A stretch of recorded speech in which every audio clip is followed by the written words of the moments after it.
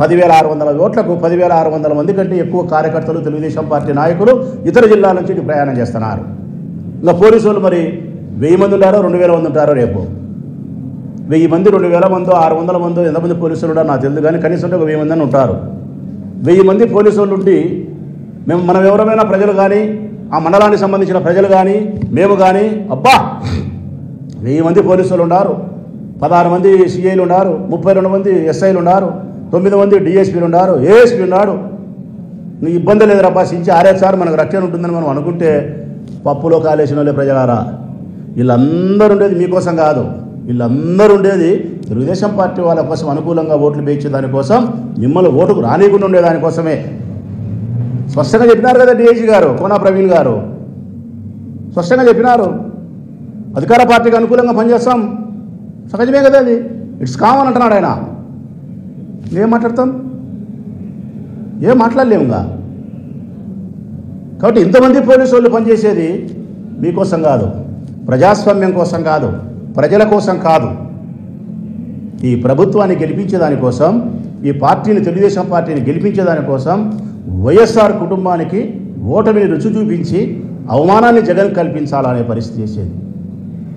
కానీ మీకు ఇంత జరిగిన తర్వాత కూడా ఒక్క మాట అయితే తెలుగుదేశం పార్టీకి చెప్పగలుగుతా, మీరు ఎన్ని చేసినా, ఎన్ని బాధలు పెట్టినా, ఎన్ని కష్టాలు పెట్టినా, జగన్మోహన్ రెడ్డి గారి మనసులను కొట్టినా, తలకాయలు మొగలగొట్టినా, బాధ పెట్టినా, ఎన్నికల్లో మీరు రిగ్గింగ్ చేసినా, గెలిచే పరిస్థితి చేసినా, ఓటమి చూపించినా, ఏమి చేసినా కూడా జగన్మోహన్ రెడ్డి గుండెకు ఆవగింజంత కూడా మీరు భయాన్ని కానీ అవమానాన్ని కానీ చూపించలేరు. కారణం మీ అందరి గుండెలకు, మీ అన్ని పార్టీలకు భయాన్ని పరిచయం చేసిన మగోడే జగన్మోహన్ రెడ్డి. జగన్మోహన్ రెడ్డి గుండెకు ఆవగింజంత కూడా మీరు అవమానాన్ని, భయాన్ని మీరు పరిచయం చేయలేరు.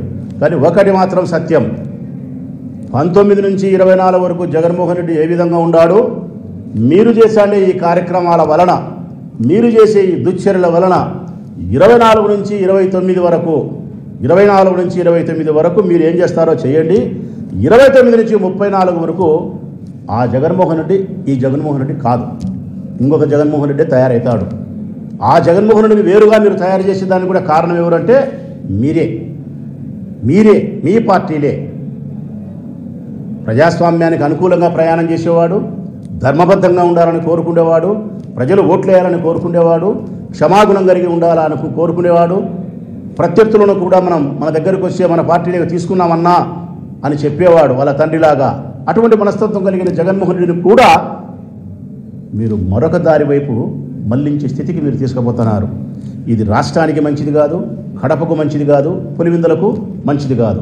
దయచేసి పోలీసులకు బాగా విజ్ఞప్తి చేస్తా ఉన్నా, నేను చేసిన కాడికి చేసినారు ఈ వారం రోజులు. మాకు తెలుసు, మీ అంతరాత్మకు తెలుసు, రాష్ట్ర ప్రజలకు కూడా అర్థమైంది.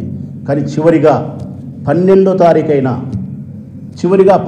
తారీఖైనా ప్రజలకు సంబంధించి ఓటు వేసే విషయంలో అయినా మా మీదంటే కేసులు పెట్టినారు, వాళ్ళ మీదంటే కేసులు తప్పుడు కేసులు, మా మీద తప్పుడు కేసులు పెట్టినారు, వాళ్ళ మీద నిజమైన కేసులు కూడా అరెస్ట్ చేయరు, అన్నీ చేసినారు.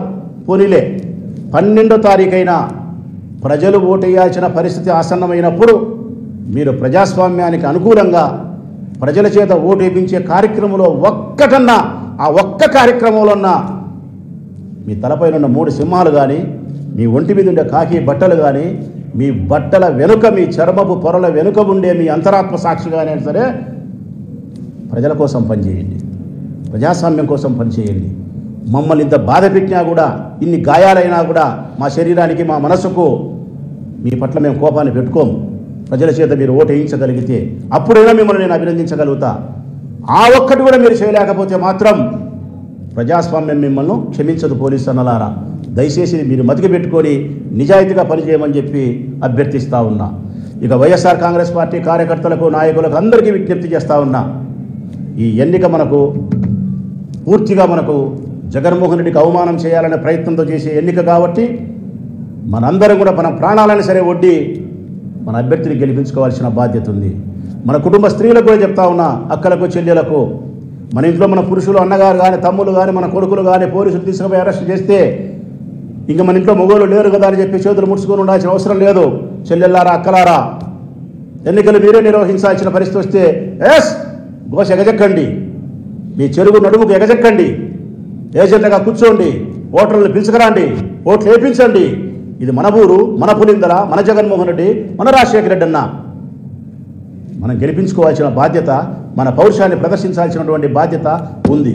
ఈ ఒక్క ఎన్నికలో పులివెందుల మండల ప్రజలు నాయకత్వం చూపించి చొరవ, నిబద్ధత చరిత్రలో సువర్ణాక్షరాలతో నిలబడిపోతుందన్న సత్యాన్ని ఈ మండల ప్రజలు పెట్టుకోవాలని చెప్పి నేను విజ్ఞప్తి చేస్తూ ఉన్నా.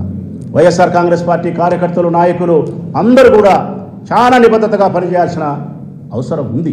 ఈ ఎన్నికలకు సంబంధించి ఒక్క జడ్పీటీసీ వల్ల మనకేదో లాభమో నష్టమో కాదు, సంవత్సర కాలమే మనకు ఉండేది. దీనివల్ల పెద్ద ప్రయోజనం ఉందా లేదని కాదు, వాళ్ళ ఉద్దేశాలు మంచివి కాదు, వాళ్ళ ఆలోచనలు మంచివి కాదు. కేవలం మన నాయకుడికి అవమానం చేయాలని తలంపుతో చేసే ఆ ప్రయత్నాన్ని మనం భగ్నం చేయాలా?